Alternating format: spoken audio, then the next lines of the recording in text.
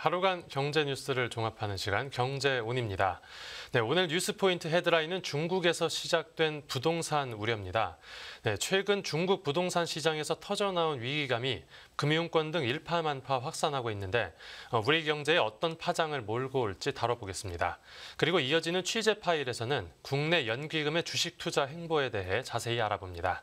네, 먼저 홍 기자의 뉴스 포인트로 출발합니다. 자리에 홍경표 기자 나와 있습니다. 안녕하십니까? 안녕하세요. 네. 중국 부동산 문제 좀채 가라앉지 않고 점점 더 심각해지고 있는 상황이죠. 이 중국 부동산 위기 지난주에도 뉴스 포인트 시간에서 다뤘었죠. 근데 이번 주에도 상황이 날이 갈수록 좀 심각해지는 것 같습니다. 세계 2위 중국 경제가 휘청이면서 글로벌 경제도 암운이 드리워지고 있고요. 중국 안에서는 뭐 구체적으로 어떤 상황입니까 지금 경제 상황을 간단하게 정리를 해보면 중국 대형 부동산 업체들이 이자를 못 내서 연쇄 디폴트를 앞두고 있습니다. 디폴트가 채무 불이행이니까 사실상 파산으로 봐도 되겠죠? 네, 맞습니다. 이 같은 부동산 침체에 이제 금융사가 대금 지급을 하지 못해서 중국판 리먼 브라더스 사태가 일어나는 거 아닌가 하는 이야기도 나오고 있고요. 금융회사까지 그렇고요. 네. 그 중국 부동산 1위 개발업체 비구이 위한 컨트리 가든이 부동산 경기 침체를 견디지 못하고 이자도 지급하지 못해서 지금 위기에 처한 상황인데요. 디폴트 통지 전에 30일간의 유예 기간이 있으나 지금은 시장이 사실상 디폴트로 보고 있어요. 그래서 채권도 지금 거래 정지가 된 상황이고요. 이 1위 기업인데도 그런 상황입니까? 네, 맞습니다. 그리고 이뿐만 아니라 중국의 국유 부동산 개발업체인 위안양, 신호오션이 있는데요. 여기도 약 280억 원의 이자를 지급을 못했어요. 30일간의 역시 유예 기간에 있지만 역시 힘든 상황입니다. 또 있습니까? 설마? 많이 들어보셨죠? 이미 한 차례 그 디폴트 위기를 겪은 중국 3위 부동산 개발업체 헝다그룹도 채권 이자 지급에 어려움을 겪고 있다는 소식이 들려와서 이 부동산 업체들이 디폴트 도미노에 빠진 거 아니냐 이런 지적이 나오고 있고요. 심각한 것 같습니다. 거기다 대형 건설사들도 빚 갚을 여력이 없다 이런 기사도 나오고 건설사들까지요? 있고. 네, 맞습니다. 부동산 힘들면 당연히 투자를 한 이제 금융사들도 어려움을 겪겠죠. 그렇죠. 이게 중요한 포인트인데요. 중국의 대표 부동산 신탁 회사인 중릉 국제 신탁이 이제 만기가 도래한 부동산 상품의 현금 지급을 연기를 했습니다. 돈을 못 주겠다 뭐 이런 것이죠. 근데 그 규모가 역시 중국이 차원이 다르죠. 우리나라 돈으로 64조 원에 달하는 것으로 64조 원이 나타났습니다. 이게 지금 그 회사 대주주인 부동산 자산관리 회사 중쯔그룹의 유동성 위기 때문, 그러니까 모회사 때문으로 알려졌는데 이제 금융회사가 돈을 못 돌려주면 이게 금융 시스템 위기로 번질 수 있다 이런 우려도 나오고 있고요. 그렇군요. 네, 이제 문제는 이게 어려움을 겪는 회사가 한두 곳이 아니라는 건데요. 얼마나 되나요? 이게 지금 106개 금융 신탁 상품들이 채무 불이행, 즉 돈을 못 줬는데 이게 또 8조 8천억 원에 달합니다. 8조 원이 넘는 사실상 디폴트가요. 부동산 그래서 부동산 회사가 망하고 금융사도 망하고 이 때문에 돈줄이 막혀서 자산 가격이 떨어지고 실물 경제가 힘들어지는 경기 침체에 빠지고 이런 최악의 상황이 일어날 수 있다 이런 우려도 커지고 있습니다. 그러면 뭐 주식 시장도 당연히 타격이 있겠죠? 네, 맞습니다. 그래서 중국의 자본 유출이 가속하고 있다 이런 뉴스가 나오는데 이달 들어서만 중국 주식 시장에서 5조 원의 자금이 빠져나갔습니다. 그래서 연쇄적인 경제 충격이 현실화하면 2008년 아까 말씀드렸던 리먼 브라더스 사태가 부동산으로 촉발이 됐지 않습니까? 중국 버전의 리먼 브라더스 사태가 벌어질 수도 있다. 대금융위기가 올 수 있다. 이런 경고가 이제 한두 군데서 나오는 게 아니에요. 지금 중국 당국 입장에서 뭐 조치가 따로 없습니까? 네, 맞습니다. 이제 금리 인하로 유동성 공급에 나섰는데요. 단기 정책 금리와 유동성 지원 창구 금리를 낮췄는데 이게 2020년 이후 최저치입니다. 그러니까 다들 금리를 올리고 있을 때 중국은 어쩔 수 없이 내리는 거네요. 그렇죠. 이제 지금 미국하고 글로벌 중앙은행, 우리나라도 인플레이션 잡기 위해서 긴축 정책을 펼치고 있잖아요. 지금 금리를 올리냐 내리냐로 논의를 하고 있는데 지금은 중국이 금리를 내리는 상황이니까 상당히 온도차가 확실하게 느껴지는 상황입니다. 그렇고 중국 경제가 이제 휘청이는 상황에서는 뭐 세계 금융 위기도 당연히 그 영향을 피해갈 수는 없었을 텐데 어땠습니까? 맞습니다. 이 중국 위기 때문에 글로벌 금융 시장이 연쇄적으로 충격에 빠졌습니다. 당연히 세계 경제 2위가 경기 침체 위기가 있으니까 그럴 수밖에 없는데요. 이제 미국과 일본, 유럽을 포함해서 아시아 증시 모두 약세를 나타냈습니다. 조 바이든 미국 대통령은 중국을 똑딱이는 시한폭탄으로 이야기하면서 이게 글로벌 위기로 전이되지 않을까 이렇게 좀 걱정을 하고 있는 상황이고요. 미국 시장에서 이제 듀퐁 등 화학 기업과 캐터필러 등 건설 기계 기업들이 상당히 이 중국 위기에 좀 타격을 입고 있고요. 미국은 이제 확실히 상황이 안 좋아 보이고 우리나라는 좀 어땠습니까? 우리나라도 이제 그 차이나 리스크의 영향권에 들어갔다고 좀 분석이 나오고 있습니다. 오늘 코스피와 코스닥 모두 약세를 나타냈고요.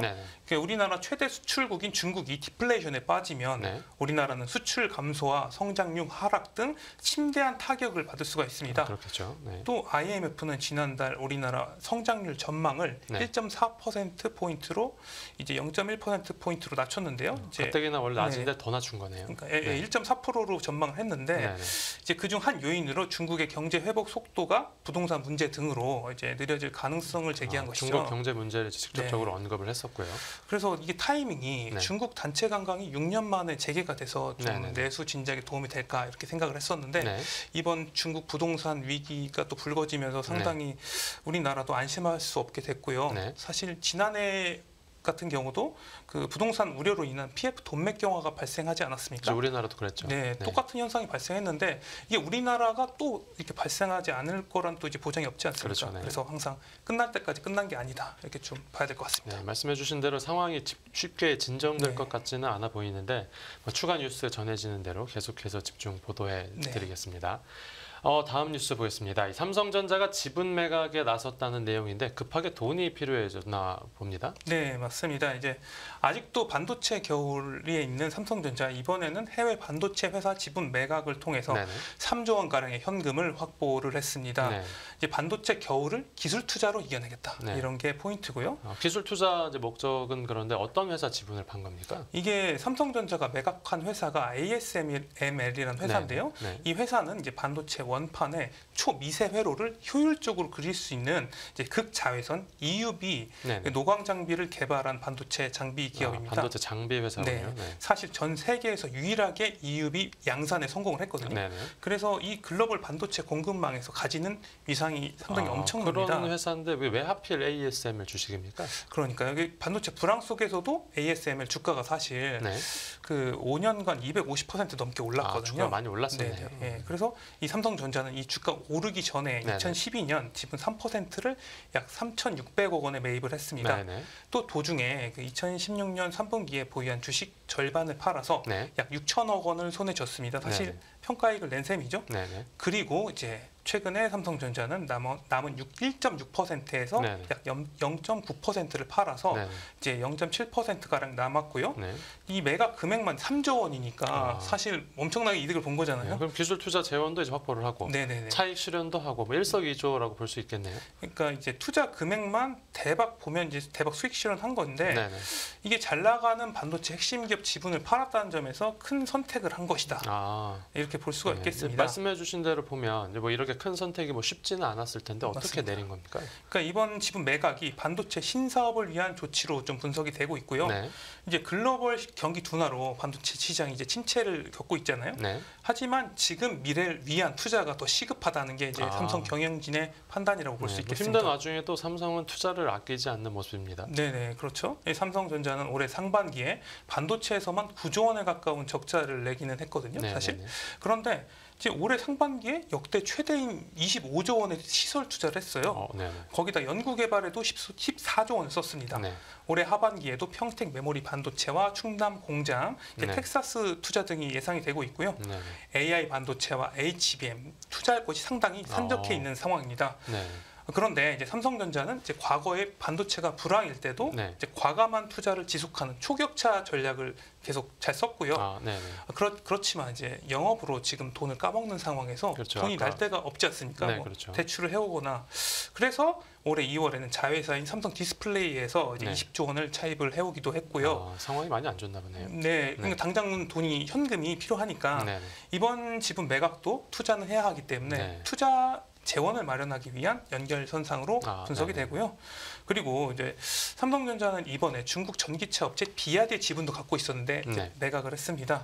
그래서 앞으로 좀 삼성전자가 가지고 있는 지분을 이제 투자 재원 확보를 위해서 좀 팔 예정인 것 같은데 앞으로 좀 매각 흐름도 지켜봐야겠습니다. 네, 알겠습니다. 다음 뉴스 보겠습니다. 정부가 수출 살리기를 위해서 금융권과 손잡고 자금 지원에 나섰다. 이거 어떤 내용입니까?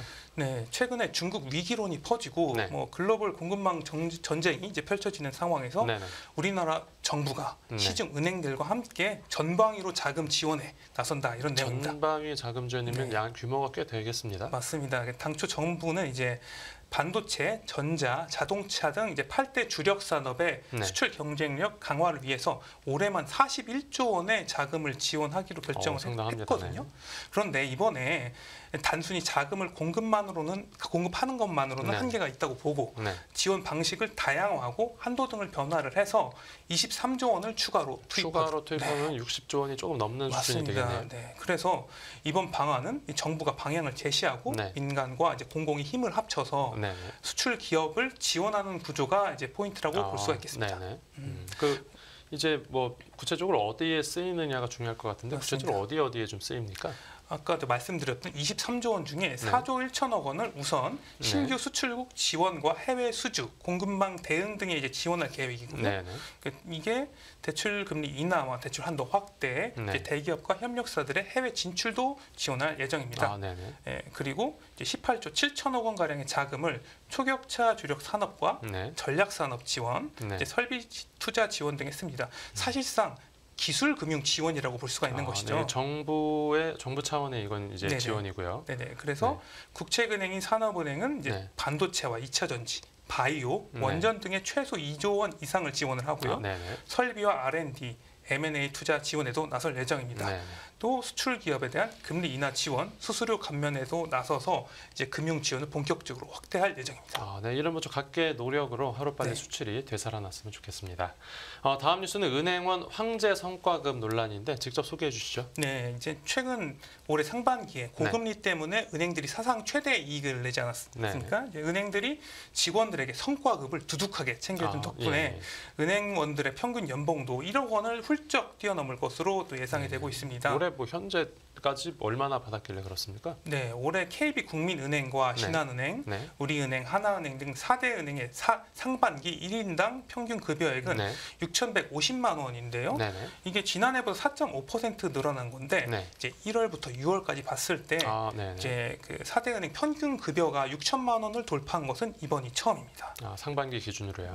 그래서 하반기에 같은 수준을 받게 되면 지금 연봉이 1억을 넘어서 1억 2천만 원을 넘기게 되겠죠. 6천만 원 곱하기 2를 하면요. 네, 맞습니다. 그래서 은행 일반 직원의 평균 연봉은 2021년 1억 원대를 처음으로 돌파한 후에 매년 올라가고 있습니다. 개별 은행 중에서는 어디가 제일 많이 줍니까? 시중 은행 중에서 평균 급여가 가장 높은 곳은 하나은행인데요. 이게 1인당 평균 급여액이 6,700만 원에 달하고요. SC제일은행과 시티은행, KB국민은행, 남성행원의 평균 급여액은 7천만 원대로 하반기도 똑같이 받으면 이 올해 평균 연봉은 1억 5천만 원을 넘어서게 되는 겁니다. 이건 남성 행원들의 경우에 그렇죠. 근데 성과급을 대체 뭐 얼마나 줬길래 연봉이 이렇게 많이 불어날 수 있었습니까? 네, 이게 코로나19 확산 이후에 대출이 늘어난 데다가 그리고 금리도 상승하면서 이자 수익이 불어나면서 이자 장사란 얘기도 있었죠. 네, 그렇죠. 그래서 성과급 잔치를 이제 벌였다고 이제 평가를 받는데요. 이제 성과급이 얼마나 되냐면 4대 은행들은 기본급의 300%에서 400%에 달하는 성과급을 챙겨줬는데 이게 기존의 2배 수준입니다. 성과급을 2배, 기존보다 2배나 더 준 거죠. 맞습니다. 게다가 희망 퇴직자가 은행원을 제치고 최고 연봉제, 그러니까 은행장을 제치고 최고 연봉제에 오르기도 했는데요.